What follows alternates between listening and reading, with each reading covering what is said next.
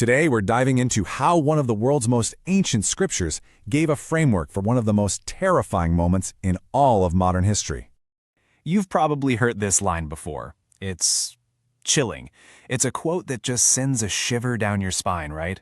It immediately brings up these images of immense, world-shattering power. And this is the man who made that quote so famous. So get this. In a documentary years later, in 1965, J. Robert Oppenheimer said that in the moments right after the first atomic bomb test was a success, this ancient verse is what popped into his head.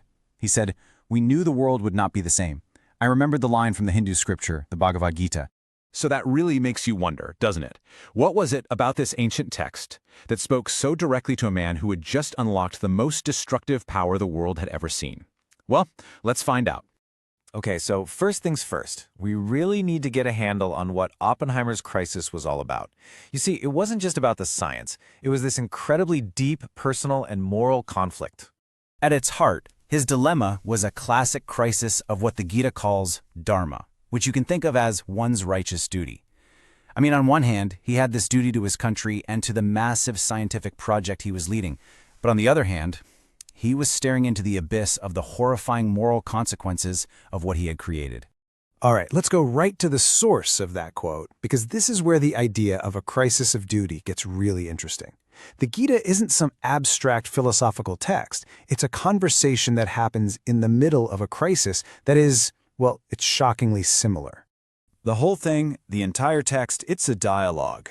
It's between a warrior prince named Arjuna and his charioteer, who, plot twist, is actually the Lord Krishna in disguise. And they're literally on the battlefield, just moments before this huge, catastrophic civil war is about to kick off.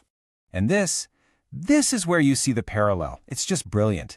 Just like Oppenheimer, Arjuna is completely frozen by a crisis of dharma. See, as a warrior, his sacred duty is to fight for what's right.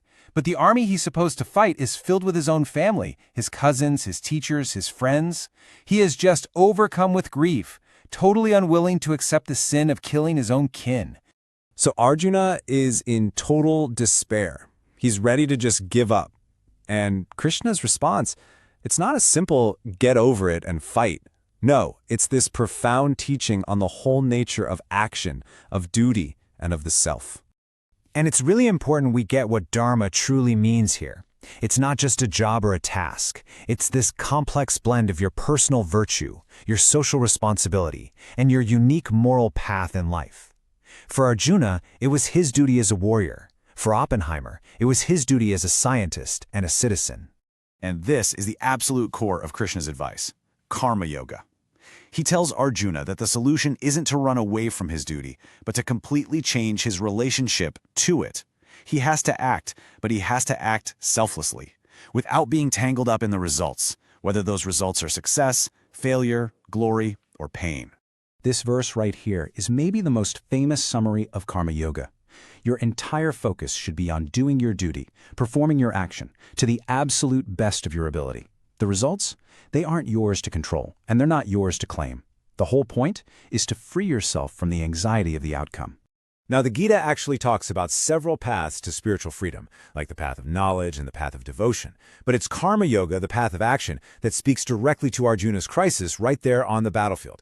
It's the practical, in-the-moment solution for someone who has to act out in the world. Now, you might be thinking, okay, this is all just ancient philosophy. But what is absolutely fascinating is how these ancient ideas are being validated by some very, very modern fields of study. Believe it or not, researchers today have drawn direct lines between the wisdom in the Gita and the field of positive psychology, which is all about building up mental wellness and helping people flourish instead of just treating what's wrong. So check this out. Psychologists talk about these 4 pillars of psychological capital, which they give the cool acronym HERO: hope, efficacy, resilience, and optimism. And what makes the Gita so amazing is that it's not just describing these qualities, it's basically an instruction manual for how to build them. Think about it. By focusing on your duty and letting go of the results, you naturally build up resilience to failure. You believe in your ability to act, that's self-efficacy. And you develop a sense of hope that isn't dependent on what other people think. And it doesn't stop there. People study the Gita today as a manual for leadership. I mean, it emphasizes leading by example, the idea of servant leadership, where a leader's main job is to serve their people, and the absolutely critical skill of keeping a cool head, a steady mind, through all the ups and downs. So let's talk about the end goal here. What is the ultimate state that all these practices are supposed to lead to? How does this all come together? The Gita holds up this ideal, this aspirational figure, called the sthitaprajna. This is the person who has totally mastered their inner world. Their mind is steady. They aren't pulled around by every little fear or desire, and they stay perfectly balanced, whether they're facing incredible fortune or a terrible tragedy. And the Gita uses this really powerful metaphor to explain it. The sthitaprajna is like a tortoise. When it needs to, it can pull its limbs and head right into its shell, withdrawing its senses from all the world's distractions. And this isn't about ignoring the world, it's about having conscious, focused control. And that brings it all back to us, doesn't it?